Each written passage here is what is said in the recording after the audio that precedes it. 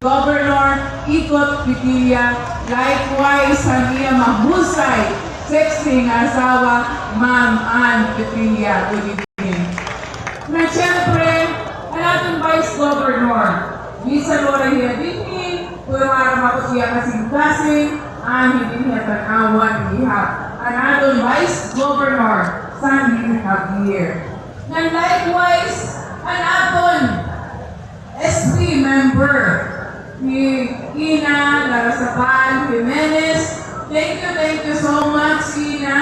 Naitamuan na siya first na nightly activity din yan aton first night tungod para mako na yan na aton nightly activities kamugulit masyahan kay itiyo yan na presentation, maupay, hinduro, may artista. Actually, August 4 pa hira, pero dinangyo ko ni Ina nga yan ang alahiyang na gabi tungod may nanira mga artista na nindara para pag-entertain nga aton.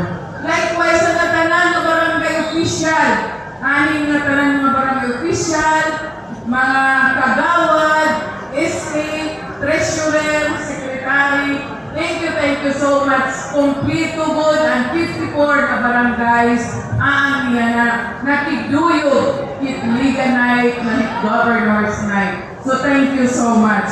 Ang aton ibatan, aton asawa, aton ni Ina, Yusik Mark Jimenez. Thank you Yusik Mark. Na siyempre nila anak, Adi Marco, Larasabal Jimenez. Nga ng aton mga board members na niya na ADBM Christian Recusar, ADUA TBM Raisa Villasin, na ng aton SK Federation President TBM MJ. Nga siyempre ang aton mga barangay, ang aton SB members na niya na ADSB member Chi Alfiel, Honorable Jusik Reel, Honorable Paul Cinco, Honorable Efren Merilu, and Honorable Banjo Merilu, and aton Vice Mayor Archie Lawrence Capunan, and likewise ang aton Hermana Mayor, yan na 2024, ni Jennifer Estrada Igwin Portado. Ang aton Hermana Mayor 2024. Thank you so much. Nandiyan na, grabe, sir, pasalamatan ko ang iyong kooperasyon. Sir, ko pa, di magiging progresibo, di magiging kuwanit aton kilitaon yan na kung wala'y masuporta, kita mga barangay official, kay Liga Night, ini ng Governor's Night. So, maram ako, may Governor, di rin makadiri, pagkanya aton, kay love niya ay tanawan. Ginoon, mga kapitan, love mo kamo ni Governor? Siyempre, love kamo ni Governor, dili kita ning papabayan ni aton Governor.